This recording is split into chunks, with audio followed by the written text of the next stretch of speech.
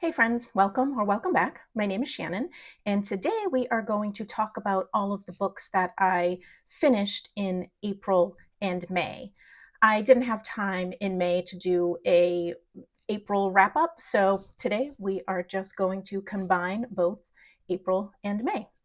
First up are three books that I read for the Jane Austen course that I'm taking, so I'm not really going to go over them here, but I will talk about them more in depth when I do my full Jane Austen course wrap up later in the summer. The books that I finished in April and May for the course are Sense and Sensibility, Northanger Abbey, and Jane Austen, Her Homes and Her Friends by Constance Hill.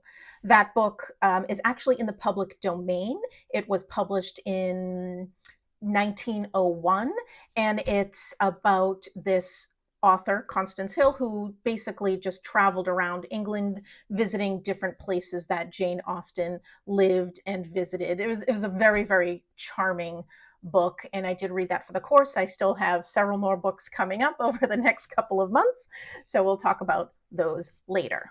The next book that I finished is Prairie Fires, The American Dream of Laura Ingalls Wilder by Caroline Fraser. I'm not going to talk too much about this book today because I am going to do a deeper dive into this book later on. I'm going to cover this book along with all of the Little House books that I recently read in the past couple of years. But I do want to say that I did enjoy this book. However, it wasn't the biography that I was looking for. I really wanted something that was going to go in depth into her childhood and talk a little bit more about her parents. And it did do that a little bit, but it really glossed over the childhood. I think possibly assuming that you've read all the books and you know all of the stories from her books. However, although those stories were based in fact, and a lot of those situations did happen, there was some fiction involved in there. And I really wanted to know what was fiction and what was fact. It did cover a couple of the stories that were fictionalized, but I just wanted more. I really wanted to know from beginning to end about her life. And this was more about her writing the stories and her really, really dysfunctional relationship with her daughter, to the point where their writing relationship was so intertwined, some people weren't actually sure who wrote those books. So very interesting with that respect. And it also included a lot of things that were happening in history at the time: climate change, economic depressions, theft of native land, that influenced the success and or failure of the pioneer movement. So that was interesting, but I just wanted more. So I will cover this more later on when I go over all of the Little House books. Next up is The Keeper of Lost Things by Ruth Hogan. This is the author's first novel, and it is about Anthony Perdue, who makes it a mission to collect lost objects in the hopes of someday getting them back to their owners to make up for something he lost in the past. He hopes to give happiness to others. This isn't a spoiler because it happens pretty on earlier in the book, but he passes away and he leaves his home and the collection of all of the lost things to his housekeeper, Laura, with instructions to somehow get the collection back to their owners. Now, Laura is a lost person herself, so not only does Anthony collect lost objects, he kind of collects lost people. So she has had some tough years, and together with Sunshine, who is a young woman with Down syndrome who lives across the street, befriends Laura. And along with the groundskeeper, Freddie, they work on trying to get the things back to the people. With all of this going on, we also have a separate storyline with Eunice and Bomber, who are best friends, with a slightly tragic storyline. And the two storylines go back and forth throughout the book, and then they do meet at the end. So they are connected. And then we also have some side stories on the lost items, how they became lost, and how some of these items are not wanted back by the owners. This was a really charming and uplifting book, and with some sad moments. Didn't entirely buy the romance between Laura and Freddie in the book. And there was a little bit of a supernatural element that I felt like was not necessary, and the story just didn't need it. And I wish more time was spent with the lost things. We're switching back and forth between Eunice and Bomber and Laura's story, but not a whole lot is spent on the lost things themselves. And maybe that's because we were focusing on the lost people. I'm not entirely sure. And then the ending was really an unsatisfactory wrap up. I just felt like it was rushed and I was just really unsatisfied. But I did enjoy the book, and it was what I needed in the moment, something light, not stressful, and uplifting. So I did enjoy it. And I did end up reading another one of Ruth Hogan's books, which I'm going to talk about in just a moment. Next up is Finale, Late Night Conversations with Stephen Sondheim by D.T. Max. And for those of you who don't know, Stephen Sondheim is probably one of the most famous composers and lyricists of Broadway musicals that ever existed. He's done work such as West Side Story, A Funny Thing Happened on the Way to the Forum, Anyone Can Whistle, Company, Follies, A Little Light Music, Sweeney Todd, Sunday in the Park with George, Into the Woods, Assassins. I've even performed into Stephen Sondheim productions. I produced and performed in a production of Assassins, and I also performed in A Funny Thing Happened on the Way to the Forum. We're talking like 20 some odd years ago, so I was a lot younger then. So I've always been a fan of Sondheim. This book I did not enjoy. This book is really good for someone who already knows Sondheim's personal life and working style, or what he lets to be known, because he was a very private person. He did pass away a couple of years ago. I didn't know much about Sondheim's personal life other than he did musicals. The tone in here was very combative between Sondheim and the author, who was a journalist. And the journalist kept asking really annoying questions. So fair, Sondheim was just getting pissed off. He was just sick and tired. He's at this point, he's in his 80s or 90s, and he's old. He's sick and tired of dealing with journalists. So, when the journalists ask stupid questions, Sondheim gets combative. Fair, I get it. And then the way that Sondheim is portrayed in here, he's really kind of a dull guy and a snob. He doesn't like music other than what he creates. He doesn't watch movies. He doesn't even watch theater. So I felt like it was kind of, okay, he's one of the great Broadway composers of our times, yet he does not care about anyone else's work, which I don't know. I feel was kind of snobbish, selfish. I'm not really sure. Anyway, the author in this was trying to make it seem like he had some kind of friendship with Sondheim, but he really didn't. And Sondheim kept him always at arm's length. And at some point, he was just being so annoying, the author, that I just wanted him just to leave the old man alone. Like, let the poor guy be. He just wants to finish up his musicals, leave some great work, and just be left alone. That's literally what I got from here. And I just didn't enjoy it.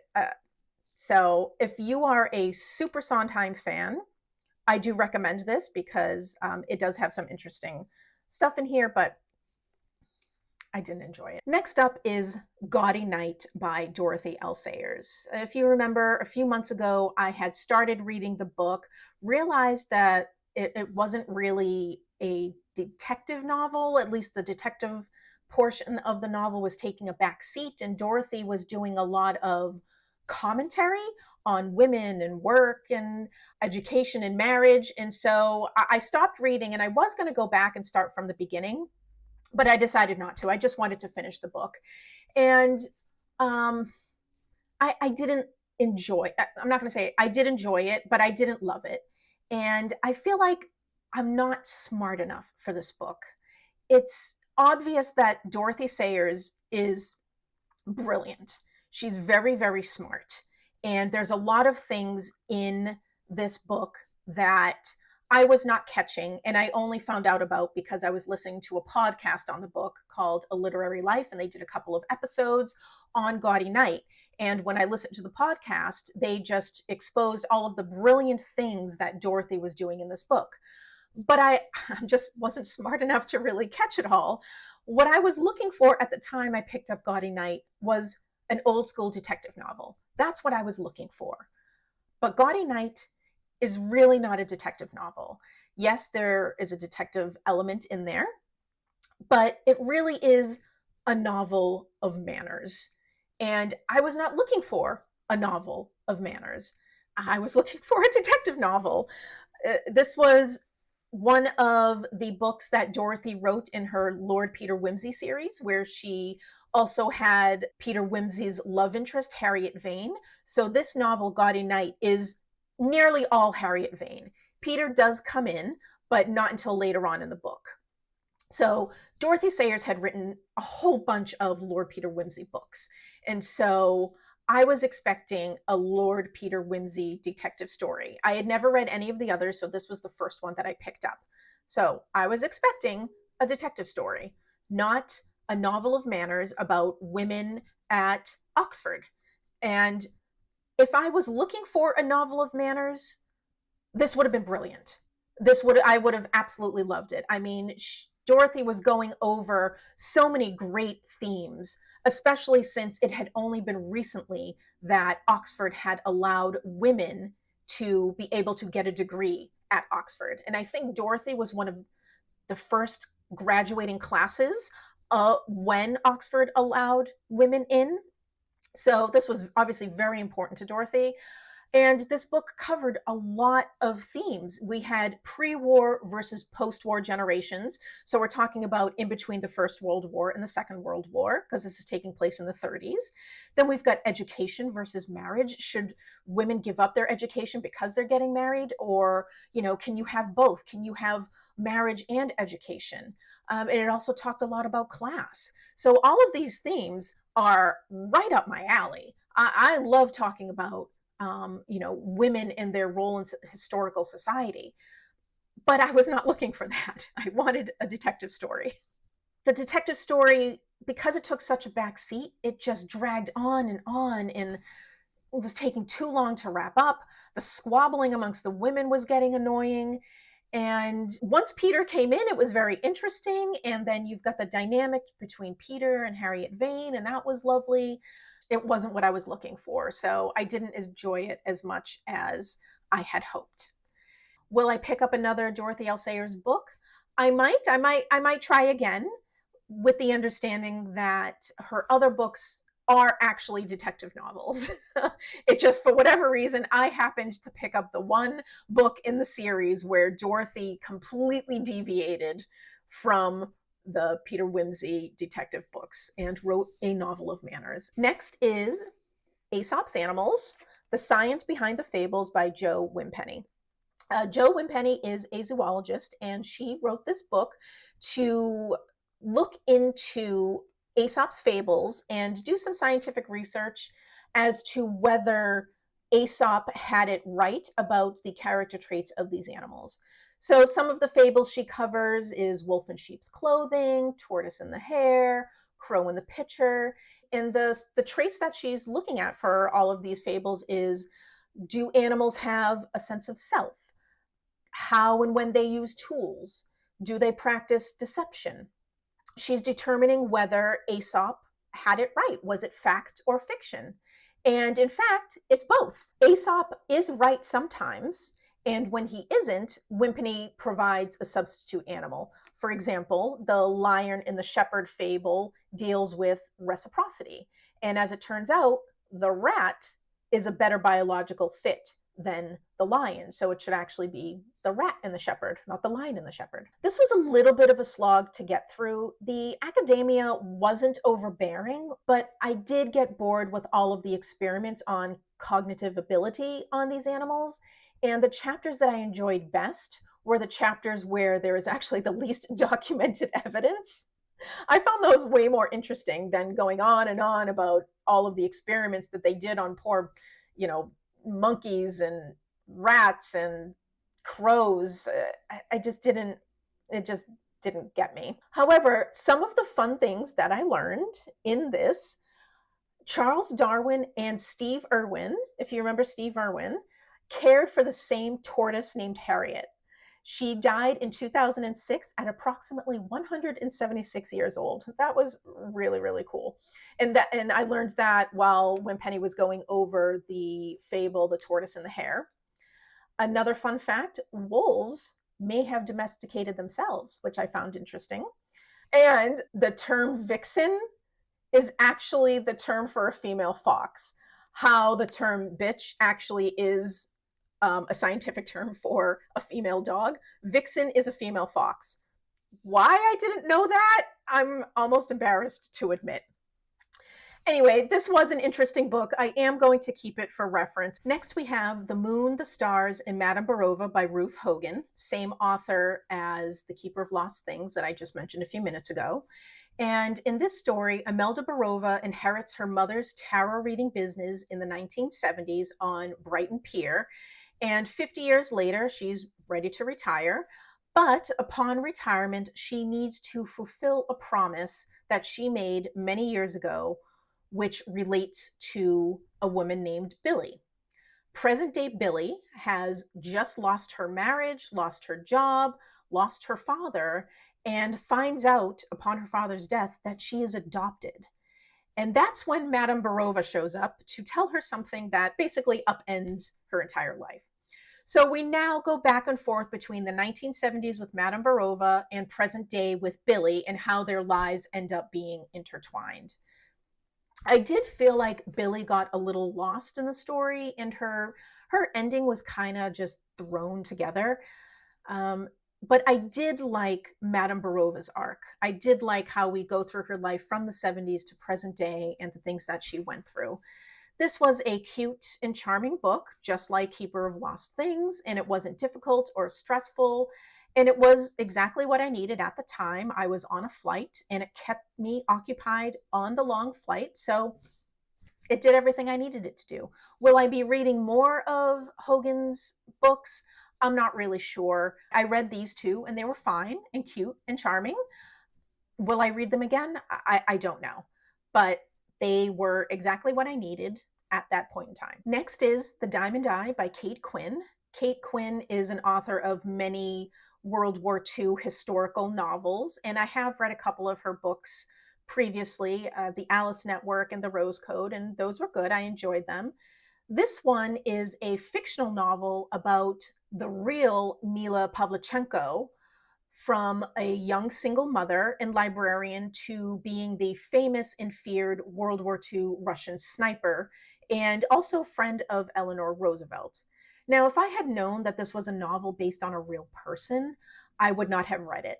I generally don't like to read fictional works on real people because I feel like it messes up the facts in my mind. For example, one of my favorite historical authors is Alison Weir. She has written many, many books on Britain's monarchy. However, she has also written many novels on those same kings and queens. However, I do not read the novels because I'm afraid that I will get things confused and I will think that such king or queen did or said such thing when it didn't actually happen. It was in her novel, but it wasn't in her biography. So I generally stay away from novels on real people. Now, do I mind reading historical novels when those real people pop in and out?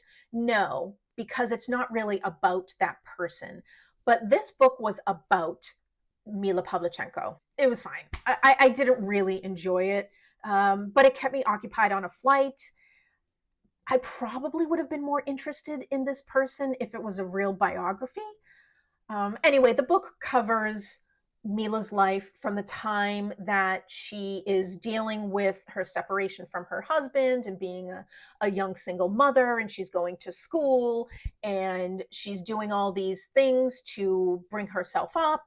And then the war happens. Germany invades and she enlists and becomes one of the greatest Russian snipers with many, many kills on her record. After she is taken out of the field after an injury, she's sent on a goodwill tour to America because Stalin is trying to get American help in the war. And this was before Roosevelt was able to enter into the war. And she becomes friends with Eleanor Roosevelt, and then she supposedly saves Franklin Roosevelt from being assassinated. That I don't think was a real thing. This was, I think that portion, saving Roosevelt from assassination, was all fictional. But again, like, now I could be confusing facts. What if I read a biography about Mila Pavlichenko and I'm like, wait, didn't she save Roosevelt? I didn't love it. So I probably will not read it. Luckily, it's an ebook, so I don't have to get rid of a physical book. Next is Confessions of a Bookseller by Shaun Bythell. This is actually a nonfiction book, and it is a daily diary of a curmudgeonly bookseller, Shaun Bythell, located in Wigtown, Scotland, and he runs Scotland's largest used bookstore called The Bookshop. And this diary is for 1 year, describing the trials and tribulations of running a bookshop, such as dealing with Amazon and the low profit margins you have there, frustrations of running an actual store when most of his stock is actually purchased online, dealing with annoying customers, quirky staff, driving all over Scotland to purchase private libraries, and also talking about the local community and how it really does appear to be tight-knit. This was very witty and very cute, and I enjoyed it. However, I do recommend that this is better to snack on than reading it as a book in one sitting, which is what I was doing because I was traveling. I was actually getting kind of frustrated as I was going day to day through each diary entry. So I do recommend maybe making it like a morning coffee read where you read one entry a day. Next is Why She Wrote, a graphic history of the lives, inspiration, and influence behind the pens of classic women writers by Lauren Burke, Hannah K. Chapman, and illustrated by Kaylee Bales. Now, these authors were the hosts of the podcast Bonnets at Dawn, which I think is now defunct, which is really, really sad because it was one of my favorite podcasts. And they talked a lot about classic women authors, Austen, Bronte, Burney, etc. And this is a graphic book, not a graphic novel because it's not fiction. It is, graphic nonfiction. And it focuses on classic female authors and a specific moment in their lives that triggered their writing. For example, Fanny Burney had already published a few books. However, the story that they have in here focused on her writings while she was in revolutionary France. She had gotten trapped there. And specifically after a very traumatizing surgery that she had a mastectomy. In late 1700s, she had a mastectomy and she wrote about it. And so they focused on that. They also talk about Frances Harper, who was a free Black woman writing before and during the Civil War. And they focused on her post-Civil War speeches at women's conventions and her fight for voting rights. They mention Austen, Bronte, Eliot, Alice Dunbar Nelson, and this was good. It was adorable. And each chapter starts with a specific author, and they give like a little background, and then they have the graphic portion where they go over the specific story of that author. So I enjoyed it, and I really wish that Lauren and Hannah would bring back the podcast. Last, we have Monster She Wrote, The Women Who Pioneered Horror and Speculative Fiction by Lisa Kroger and Melanie R. Anderson. Now, I am not a huge reader of horror or speculative fiction, but based upon what I read here, I am going to plan on dipping into it. This is a nonfiction book covering little biographical histories of many female authors who wrote horror stories, ghost stories, sci-fi, speculative fiction. We start off with the founding mothers in the late 1700s and early 1800s, such as Anne Radcliffe, who may not have invented the Gothic novel, but perfected it, and Mary Shelley, who wrote Frankenstein. Even though Radcliffe didn't create the Gothic novel, she really did influence many writers, and a lot of the writers here in this book were influenced by Radcliffe. And Radcliffe really did focus on women being abused by men. The ghost aspect in those books is just a redirect. Then we move on to the late 1800s, early 1900s with Elizabeth Gaskell and Edith Wharton, who I had no idea wrote ghost stories. Edith Wharton wrote The Age of Innocence and The House of Mirth, and Elizabeth Gaskell wrote North and South and Wives and Daughters, yet they also wrote ghost stories, which I find absolutely fascinating. Then we move on to women in the early to mid 1900s who wrote for pulp magazines. Unfortunately, a lot of their work kind of disappeared because it was just meant to be read and then discarded. But there are some that have been saved and put into anthologies, so you can access these writers' works. Then there's a chapter on women who focused on hauntings in the home. If you think about it, at that time, especially in the early to mid 1900s, women were expected to be in the home. The home was their domain. So who better to write about hauntings in the home and awful things that happen in the home than women? And such writers who focused on that, Shirley Jackson, Daphne du Maurier, and Toni Morrison. Then we move on to V.C. Andrews, Anne Rice, Sarah Waters, Angela Carter, and Joelle Gomez. They all covered incest, vampires, bloody fables, Afrofuturistic horror, and just really, really interesting stuff. So, like I said, you get a little tidbit on the author's life, the best stuff that they wrote, and then suggestions as to similar authors that you may enjoy.